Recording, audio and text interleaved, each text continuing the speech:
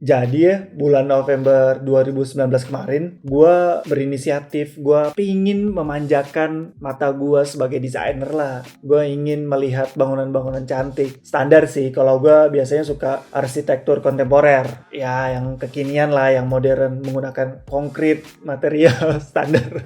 Dan setelah gue riset kecil-kecilan, gue lihat kota apa yang dekat dengan kota gue tinggal di Bayreuth di Jerman, bisa gue jangkau dengan kereta dan murah. Maksudnya kesananya murah, tapi ternyata mahal nih. Kota yang gue pilih adalah Basel, Swiss. Di sana mahal, tempat tinggal, makan, dan lain-lain. Gue pun baru tahu kalau di Basel itu adalah kota dengan tingkat konsentrasi arsitektur tertinggi di dunia setelah Tokyo. Mungkin maksudnya kayak kota dengan banyak bangunan-bangunan yang bernilai arsitektur tinggi kali ya. Dan memang kelihatan banget bahwa Basel atau Swiss secara umum sangat mengapresiasi sekali yang namanya arsitektur. Dan selain itu, gue juga udah ngincer satu bangunan nih. Udah lama banget gue incer dari zaman gue masih kuliah di Indonesia, dan bangunan ini tuh lucu. Dia ada di Jerman walaupun dia pemiliknya atau brand ini adalah brand Swiss. Nama bangunannya adalah Vitra House. Vitra House ini adalah brand furniture yang dia memproduksi sendiri kursi, meja, peralatan rumah lainnya lah seperti IKEA. Mungkin versi lebih mahal kali ya. Dan si lokasi Vitra ini sendiri, Vitra House, itu ada di Weil am Rhein. Kota kecil tepat di perbatasan antara Jerman dan Swiss. Feeling gue kenapa mereka ada di Jerman kayaknya karena faktor hidup di Jerman biayanya lebih murah kali ya. Bayar karyawan lebih murah kali. Dan Vitra House ini punya kompleks. Vitra Kompleks isinya adalah pabrik, exhibition hall, design museum, lalu ada fire station, markas pemadam kebakaran, dan banyak bangunan lainnya lah. Dan bangunan itu semua yang menjadi daya tarik bagi orang-orang, terutama penggemar arsitektur. Kenapa? Karena bangunan-bangunan tersebut dirancang, didesain oleh arsitek-arsitek legendaris seperti Zaha Hadid, Tadao Ando, atau Frank Gehry, Alvaro Siza, Jean Paul V, Herzog and de Bourong. Dan untuk bisa mengakses semua bangunan itu, kalian bisa ikut turnya, dan itu yang gue lakukan. Tapi juga gue nggak bisa sembarangan ngevlog gitu. Walaupun boleh, kamera dan foto boleh, tapi kayaknya nggak etis lah ya gue ngevlog sambil ada suara gue. Jadi gue mau tunjukin ke kalian nih sampai video ini berakhir, footage, rekaman-rekaman yang berhasil gue rekam, dan mudah-mudahan kalian bisa dapat sedikit gambaran bagaimana sih Vitra Kompleks itu. Jadi langsung aja. Pemberhentian pertama pada tur ini dimulai dari The Dome yang dirancang oleh Richard Buckminster Fuller. Jadi kalau nggak salah Richard Buckminster Fuller ini dia adalah salah satu guru deh di Bauhaus. Dan bangunan ini dirancang tahun 1975 dan sudah mendapatkan paten pada konstruksinya dan panel-panelnya. Kalau nggak salah ya. Awalnya dirancang oleh Buckminster Fuller ini untuk para tentara yang terluka atau dom untuk pengungsian. Tapi saat ini dom ini digunakan lebih untuk pameran dan acara-acara Vitra kampus lainnya. Lalu gue melanjutkan tour ini ke pemberhentian berikutnya, dan ini adalah bangunan yang disebut gas station atau ya tempat isi bensin kali yang dirancang oleh Jean Paul V, yang sampai sekarang tuh gue mencoba mengerti bangunan yang dirancang dia tuh apa esensinya. Karena yang gue tahu ya, arsitek ini tuh punya gaya signature-nya yaitu prefabricated metal components, yang artinya sih material-material yang digunakan sudah dibuat di workshop lalu dikirim ke lokasi bangunan. On the way menuju bangunan Zaha Hadid ini melewati pabrik yang dirancang oleh Alvaro Siza. Sebenarnya biasa aja sih bangunannya ini, karena yang terpenting kan adalah menjalankan fungsinya yaitu sebagai pabrik. Gue lupa cerita yang dibagikan oleh si guide-nya itu apa dari pabrik ini, tapi yang pasti ya dari fasadnya sih kelihatan ya kotak gitu, terus pakai brick merah. Dan yang paling menarik dari bangunan ini adalah ada konstruksi kurva yang kalau hujan bisa turun ke bawah. Jadi kurvanya tuh turun ke bawah buat para pekerja di Vitra itu bisa menyeberang dari gedung Alvaro Siza ini ke pabrik Grimshaw apa ya sebutannya, yang di sebelahnya tuh. Dibuatnya sangat tinggi si rancangan ini agar tidak merusak pemandangan mata yang tertuju ke bangunan Zaha.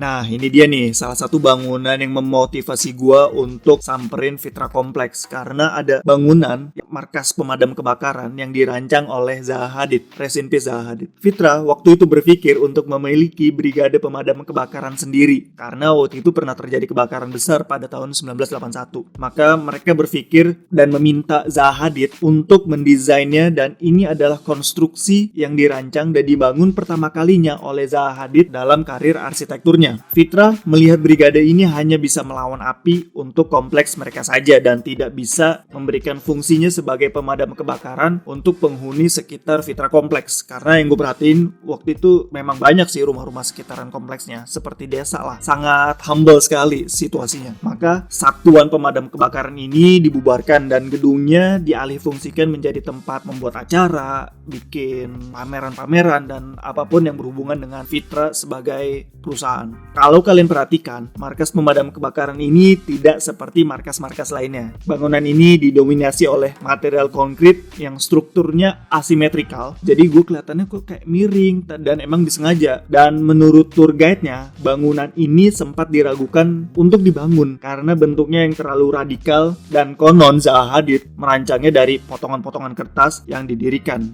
Jadi kayak potong-potong kertas terus didiriin, bentuknya kayak kelihatan asal tapi sebenarnya ada proporsinya. Kelihatannya sih soto-soto gue sih begitu. Dan memang bentuknya jadi kelihatan seperti pahatan seni sih dibanding markas pemadam kebakaran konvensional. Lalu di sebelah markas pemadam kebakaran ada bangunan bernama Show Depot yang kalau diterjemahin sih gedung display. Bangunan ini dirancang oleh Herzog & de Meuron pada tahun 2016. Kalau nggak salah sih ini gedung yang terbaru deh. Terbaru dari semua bangunan yang sudah dirancang. Herzog & de Meuron ini tuh jagoan Basel. Kalau gue perhatiin semua bangunan di Basel itu hampir dirancang oleh mereka. Star architect lah ya istilahnya. Cia. Tampilan bangunan ini menurut gue simple, tanpa jendela, hanya mengandalkan batu bata yang cukup dominan, sangat dominan. Ingin menunjukkan bahwa simplicity ini tidak mau overpowering barang berharga di dalamnya. Isinya itu kursi-kursi, 100 desain kursi dari beberapa periode yang berbeda. Gue melihatnya sih banyak banget desain-desain kursi yang aneh, desain kursi yang kita pernah lihat di rumah biasanya, dan 100 kursi yang memberikan pengaruh besar terhadap desain industri pada zaman itu. Dan gue mudah-mudahan bisa memperlihatkan seluruh isinya, tapi kayaknya nggak banyak yang bagus yang bisa gue tunjukin.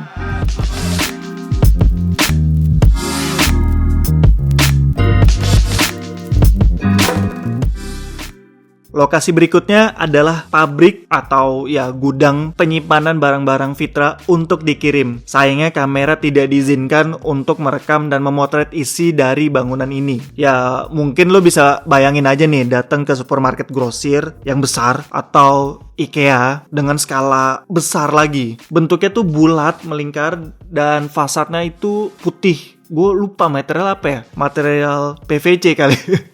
Dan banyak cahaya natural datang dari langit-langit dan juga isinya bersih sekali. Pada saat gue datang sih nggak ada orang yang beroperasi ya. Ya emang lagi hari libur juga. Lalu lanjut ke pemberhentian terakhir, dan ini juga salah satu yang memotivasi gue untuk datang ke kompleks ini karena bangunan ini dirancang oleh Tadao Ando. Ini adalah conference pavilion yang dirancang pada tahun 1993, dan ini adalah konstruksi pertama Tadao Ando di luar Jepang sepanjang karirnya dalam arsitektur. Didominasi oleh material konkrit dan kayu. Bangunan ini ingin membuat pengunjung atau peserta conference fokus dan tenang dalam menjalankan acaranya. Dan kalau kalian lihat tuh leveling antara lantainya dan jalanan itu hampir setara. Jadi dia tidak mau terdistraksi kali agar bisa tenang dan fokus. Sayang banget di sini gue nggak bisa ngambil angle-angle yang bagus karena waktunya sedikit dan kayaknya udah di ujung tour, orang udah capek dan pengen cepet pulang. Jadi gue pengen bikin angle yang bagus juga takut dan ragu-ragu. Ya mudah-mudahan kalian terhibur. Itu aja sih yang bisa gue tunjukin, dan semoga gue bisa memproduksi video arsitektur lainnya setelah corona, dan sampai jumpa.